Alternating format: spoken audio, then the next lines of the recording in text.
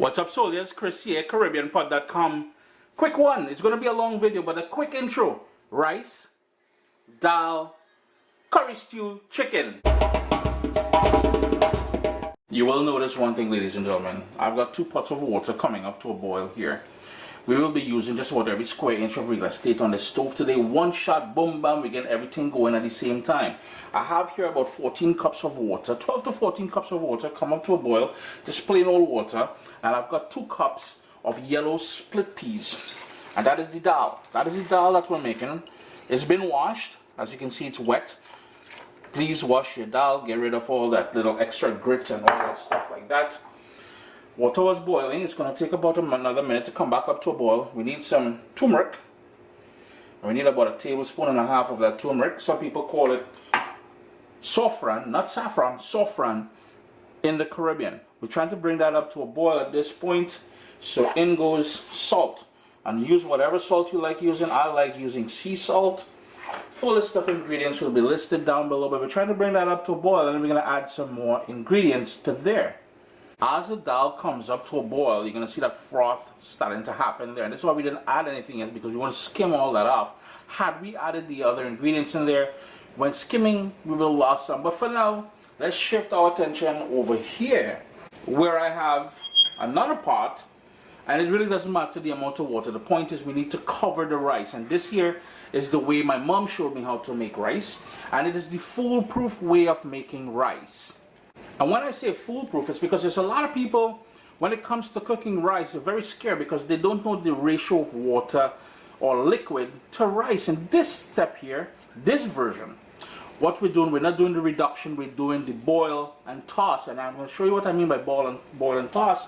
So in there I have that big pot of water going, and I'm going in with 2.5 cups of washed, parboiled brown rice. So it's been parboiled.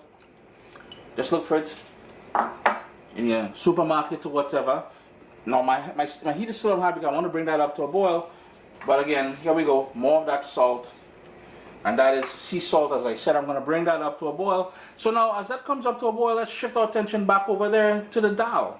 So we've got that vigorous bubble going there. We're going to turn our heat down to medium-low. And this stuff here, we're just going to skim that off and into the rubbish, down the sink. We need that in real life. That is just pure garbage. Just gonna get rid of all of that. Let's get the last of it there. And now it's time to add the flavor ingredients, and that comes in the form of a small onion which has been cubed up. Be careful when you're doing that.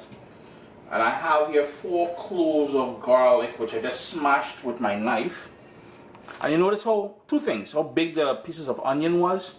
Don't fret too much about that. That's going to get blended down later. And you're going to see, notice there's quite a bit of water. And you're probably thinking, well, Chris, you're making some kind of watery dal there for we boy. No. The reason why I have it is because I want this to be on a rolling boil. When Granny and Mommy and everybody used to make it, they would put less water and have it on a low bubble. I man want it fast. So I'm going to go on a vigorous boil now. I like my dal with a little kick. So I have 2 weary peppers. Remember GT people? Georgetown, Guyana. Hey, listen. We call these coffee pepper, but in Guyana they call them weary peppers. 1, 2. That's going to give it a kick. Now, if you don't want to add that, you don't have to. Totally optional. If you want to add a piece of habanero, a piece of Scotch bonnet, whatever it is, you can certainly do that. Final thing, black pepper. Give it a nice dose of black pepper. Yeah, your boy gonna need a trick here. Give that a stir, and we want that to remain on that rolling boil. Thus the reason for the amount of water. Now you don't need to pre-soak that dal. Don't worry about that. Now remember, step-by-step instructions for this same recipe is available on CaribbeanPod.com. It's one of them older recipes, but today we're doing a complete meal. Everybody eating and being happy and ting. Same as we did with the dal. We're gonna give this a stir. So remember, all we have here is water, salt, and that long grain parboiled brown rice. Take off that sort of scum at the top there, and we're going to leave this at a rolling boil. And that is it, the foolproof way of making rice. And what's going to happen is, and this is why we have a ton of water in here, that's going to cook. It's going to take about 20 minutes or so. It's going to be dependent on the type of rice that you use. But what's going to happen is you're going to be left with a ton of water, and we're going to drain that water from the rice. We're going to put it in a strainer, drain out that rice, put it back in the pot, put the lid on there, let the heat on low for about 2 minutes, and you got perfectly cooked rice. Hold tight, you'll see what I'm talking about. So let's deal with this chicken. My chicken here, I've got chicken wings. So we've got the drums and the flats. No tips. We got rid of that tips. That tips have nothing for us. And I took some chicken thighs, bone on. I removed the skin and most of the fat that I can get. And all I did was I cut them into half, right? So you see the half pieces here. And I use cool water and the juice of a lime to wash. I drain. Yeah, I wash my chicken. That's just the way mommy taught me, and that is the way I'm going to continue doing it. And the very first thing, you know that Caribbean green seasoning have to make an appearance. And the recipe for this can be found at CaribbeanPot.com. I mean, 2 tablespoons of that lovely Caribbean green seasoning. Let's look at that niceness there. And Caribbean green seasoning, if you are new to Caribbean food, you will see it in the Spanish-speaking Caribbean, in the called sofrito, in the French-speaking Caribbean, call it peas. In the English-speaking Caribbean, we call it Caribbean green seasoning. And all it is, it's a puree or a blend of all the herbs, along with garlic and seasoning peppers and everything else we like using to marinate our meats or fish or vegetarian dishes. It's very versatile. So jump on that. You want to have that in your fridge there. And I like to do mine with olive oil. But check out CaribbeanPot.com. The recipe is on there. And that is where the base of flavor is going to come from.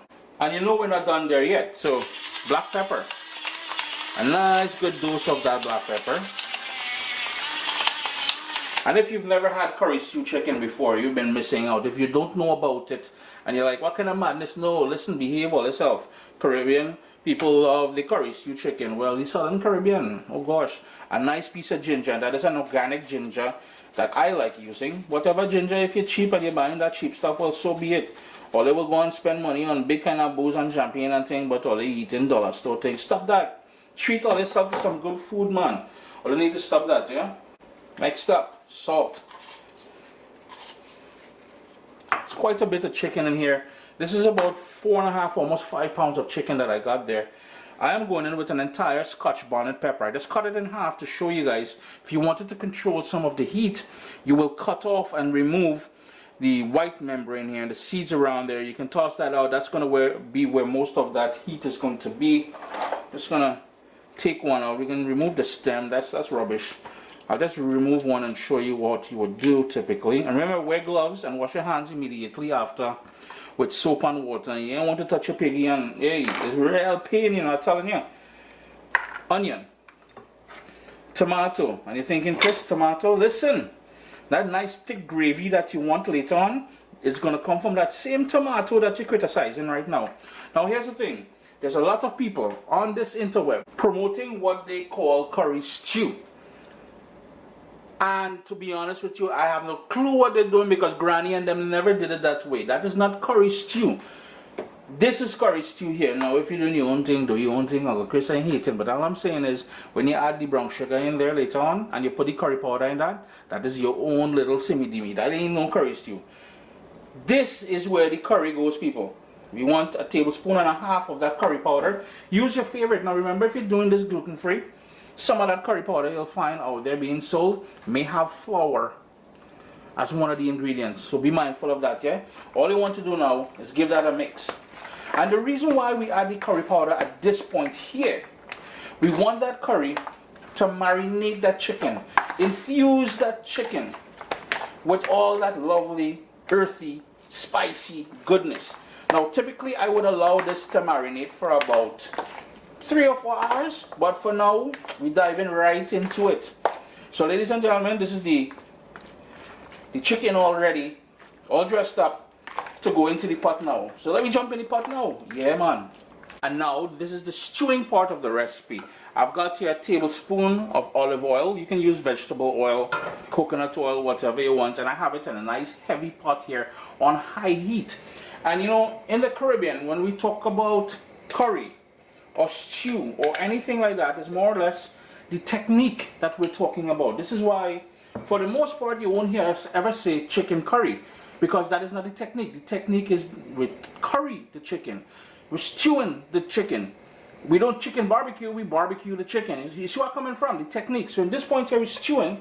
That is golden brown sugar, a tablespoon and a half into that oil. What's going to happen here, and we've done this many times before, that sugar is going to melt. Yeah, the video long, but I'm trying to make sure we cover all the bases.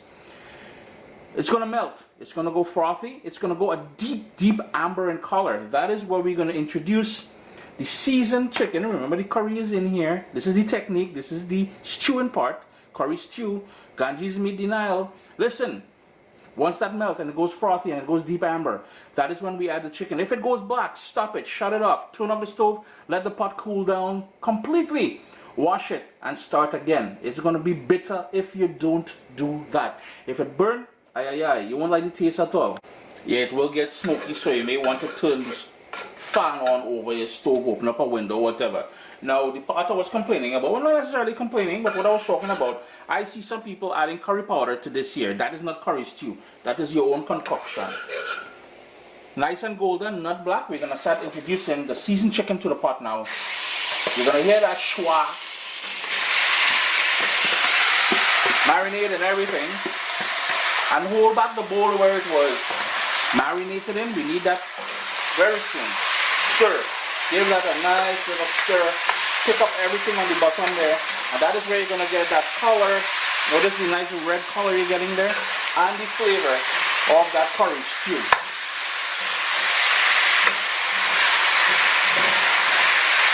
Give that a quick stir. Continue stirring that until everything is off the bottom of the pot there.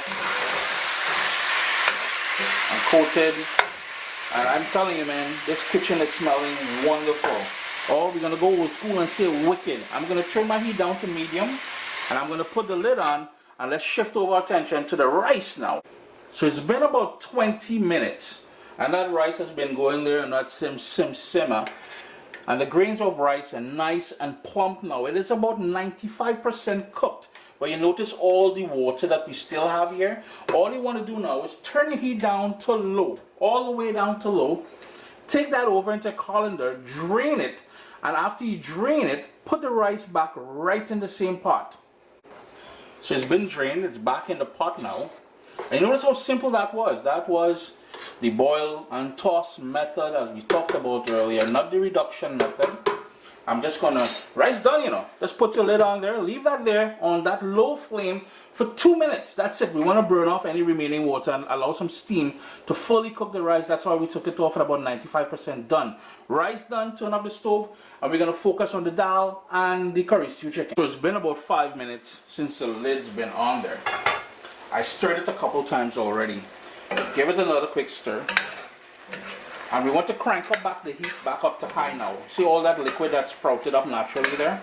We want to burn that off, and in doing so, infuse the pieces of chicken with all that curry stew goodness, all that herbage, all kind of niceness that we added in there. And when I say herbage, I mean the Caribbean green seasoning, because after all, there's a ton of herbs in there. You know, there's no dried spices and all kind of thing. No, use fresh, man. Fresh is the best. Look at that. But we're trying to burn off all that liquid now. And then, the same bowl where we marinated the chicken in, I've got a cup and a half of water. That's going to go in there to braise it and to bring it nice and tender and make sure it's fully cooked. About 3 minutes later on that high heat, and all that liquid is gone. But remember the tomatoes and all that we added there? Notice how nice and thick that is? That's going to help us out. Now here's the thing. It may sound as if I'm angry and I'm picking on people on the YouTube and stuff like that. When it comes to the curry and the curry stew and the stew and all that stuff like that, where it's coming from is coming from a good place. I represent the Caribbean, and I want our recipes and our food to not only carry on, heat is on high, I added the water. I want those recipes to carry on the way Granny and Grandpa and everybody else used to do it. My grandmother on my father's side was 104 when she passed away. My grandmother on my mother's side was 99, and many of you know this already because I've talked about that. And this is the way they would do curry stew, not that burning curry in sugar. No, stop that, stop it. We're going to bring that up to a boil, we're going to reduce it to a simmer and let it cook for another 15 minutes or so until the chicken is fully cooked all the way through. But look at it. Oh gosh, Uncle Chris, you're getting on. One quick thing I forgot to add. I like adding a little bit of fresh thyme. Yeah, there's thyme in the green seasoning, but I add that little fresh thyme there. It's going to help it pop. That little bit of ginger is going to help it pop. And at the end, I'm going to add a little chopped scallion in there. Boom, bam, we popping like crazy. If you haven't noticed, when I put the lid on there, I left it slightly ajar to allow that venting to happen. It's been about 17 minutes since we added that water and brought it up to a boil. I'm going to give it a stir. Here's where you're going to taste it for salt and adjust it accordingly. Now the sauce isn't as thick as I want it to be, but I know the residual heat. This is a big, heavy iron, cast iron, glazed pot. There's going to be a ton of residual heat. So I know that's going to finish off. And it's going to get nice and thick and everything else, but at the end of the day we still want quite a bit of gravy as well. So I'm just going to give that a quick stir. We tossed in that scallion in there. We're going to give it a quick stir like that. Boom, bam. We're going to turn off the stove. And number 2 on the agenda, the curry stew chicken. There we going for the tighten up. There we going. Is all done now. Back to the dal over on the other side now. It's been about 35 minutes since it's been going. I moved it back to the front of the stove now where it's easier for me to access. And you notice everything's starting to fall apart. The water is starting to reduce. So we're getting that concentrated flavor and everything in here. We still got them we floating around. But at some point I'm going to break those. You know, your boy wanted live. Let's continue cooking that until it's broken down. And you can crush it all with your fingers. A little hot. But say what? Uncle Chris been doing that for a minute. So that ain't no scene. Put the lid back on, and again, lid on, but slightly ajar as well because we want that to vent. It's going to take another 10 minutes or so, and then we're done. It's been about 45 minutes. Notice how it's reduced all the way down. This is where we're going to go in now, and this is a traditional swizzle stick. And I'm just going to go in, and we're going to work it left and right, left and right. And what that's going to do, it's going to break everything down until you got something smooth and silky and thick. If you're using an immersion blender to do this step here, nothing wrong with that, except I would recommend pulsing it. Don't go on a steady stream because what's going to happen is it's going to go frothy on you. And you don't want a frothy dal. You want a nice, smooth, silky. Just look at the niceness I'm getting from this. And all it is, it's a back and forth motion like that, yeah? We got one more step after this, but I'm going to go ahead for about a minute or so and really get it nice and smooth. Remember to taste it for salt at this point and adjust it accordingly. Everyone's taste for salt will be different, so do that, yeah? Got a nice, smooth, silky, and it will thicken up quite a bit more once it cools down. We're going to push that to the back a little. We're going to put a little, the heat is on low, frying pan with about 2.5 tablespoons of olive oil. I like using olive oil. Vegetable oil is your thing. You rock that vegetable oil. 3 cloves of garlic, which were smashed with my knife, and about a teaspoon or so of cumin seeds, or what we call jeera. You want to bring this up until it's smoking, and this is the one and only time Uncle Chris is going to recommend that you burn that garlic, because the more you burn that garlic, the more flavor it's going to add. And this step is called chunky, and it's pretty much tempering the dal with additional flavor of the cumin, the garlic, yeah? Turn my stove off. We got that nice black garlic there, and that goes right in there, and quickly give that a stir. Now old school, it would be a metal ladle they would use, and you would go deep. It would be in a metal ladle. This is plastic. You would fry that garlic and the cumin in there, the jeera, and you would go in, and this whole thing would bubble, and there'd be that special effects and all that. But Uncle Chris don't have that. I think it's called a kaichul. I'm not too sure, but just look at that niceness there, now boy. Ooh, good. Chris here, CaribbeanPot.com. Let me take a look. Let me move the camera. So we got that rice, the foolproof way of making rice. We got that curry stew chicken. We've got that dal over there. Listen, if all you appreciate this video, hit the video a little thumbs up. Leave a little comment down below. And if you want to see more of these complete meal recipes, nah, this is too much work, Jared. I like doing the one recipe thing, but I may consider it. Leave a comment down below, alright? Let's look at that. I told you all it was going to thicken up. Didn't I say so? Enjoy all the evening, alright?